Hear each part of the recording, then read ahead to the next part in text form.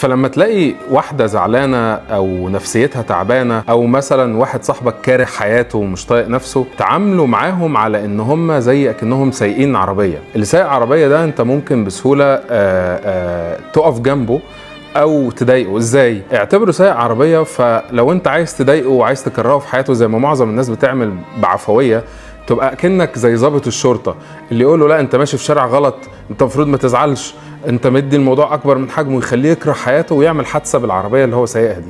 انما لو انت فكرت ان هو سايق عربيه وقمت راكب معاه العربيه دي، مشيت معاه على نفس الموجه، شاركته نفس احزانه، حسسته ان اللي هو بيعمله ده عادي طبيعي، فهيبدا يفضفض لك، هيبدا يرتاح، هيبقى في ارض مشتركه بينك وبينه. انت حسسته او انت حسستيه ان الموضوع بسيط، ان الحياه سهله، هيبدا يتكلم، هيبدا يطلع اللي جواه، هيبدا بعد كده وهو سايق العربيه تقدر توجهه شمال ويمين براحتك، لان انت خلاص انت ركبت معاه في نفس العربيه وعرفت ازاي توجهه شمال ويمين. ده انت بالعكس ممكن توصل لمرحله تقول له انزل انت واركب انا او اسوق انا، فبالتالي هتبقى انت اللي بتقود مسيرته النفسيه، وتبدا بعد كده توصله للمكان الصح اللي ممكن هو يبقى مش عارف يوصل له ازاي، او مش عارفه اصلا هو المفروض يوصل لفين، لان هو من كتر غضبه وزعله بقى ماشي وخلاص بالعربيه ومش شايف قدامه.